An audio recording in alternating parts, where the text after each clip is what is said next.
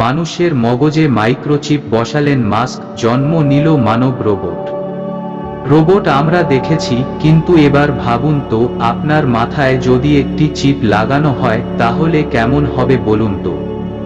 ভাবতে পারছেন, আপনার আমার সবার মাথায় যদি চিপ বসানো হয় তবে সেই চিপ আমাদের পরিচালিত করবে, চিপ দ্বারা হারিয়ে ফেলব ইচ্ছা শক্তি। বিশ্বের নানা প্রান্ত থেকে প্রশ্ন উঠেছে, বিজ্ঞানকে এভাবে ব্যবহার করা ঠিক হবে না। বন্ধুরা, ভিডিওটি শুধু দেখলে হবে না, ভাবুন, প্লিজ ভাবুন। আপনি, আমি, আমরা না ভাবলে কারা ভাববে? আপনি হয়তো জানেন না, আমাদের ভাবনা চিন্তার উপর অনেক প্রাণ, জীবজন্তু, প্রাণী নির্ভর করছে।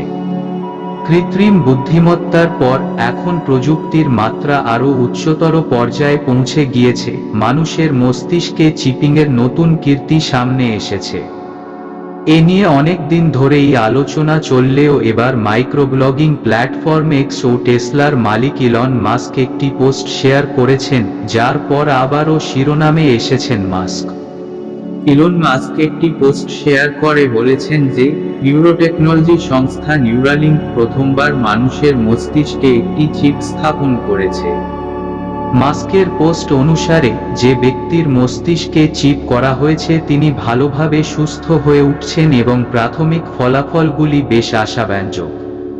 রিপোর্ট অনুযায়ী, মানুষের মস্তিষ্কে লাগানো চিপের আকার 5টি কয়েনের আকারের সমান। মাস্ক নিউরালিঙ্কের এই প্রথম পণ্যটির নাম দিয়েছেন টেলিপ্যাথি।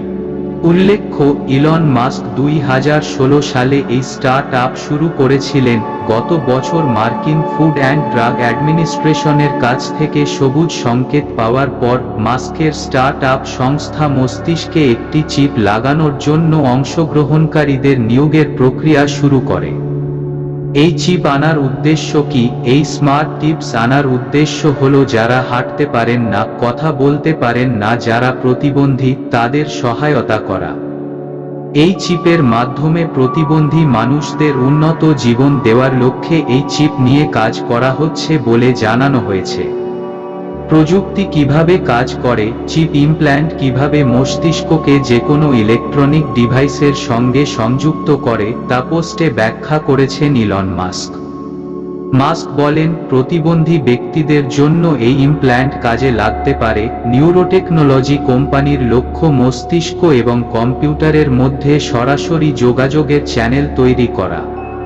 এই প্রযুক্তি চালু হওয়ার পর এখন সবার মনে প্রশ্ন হচ্ছে, প্রযুক্তিকে এভাবে ব্যবহার করা ঠিক হবে কিনা। প্রযুক্তি যেভাবে ভাবা হয়েছে সেভাবে কাজ না করে যদি রিভার্স অ্যাকশন মোডে কাজ শুরু করে, কখনো কি ভেবে দেখেছেন কি হবে? বিষয়গুলি আরও খারাপ হতে পারে। প্রযুক্তি নিঃসন্দেহে খুব আধুনিক, তবে এতে শারীরিক ক্ষতির সঙ্গে যুক্ত অন্যান্য বড় বিপদও রয়েছে।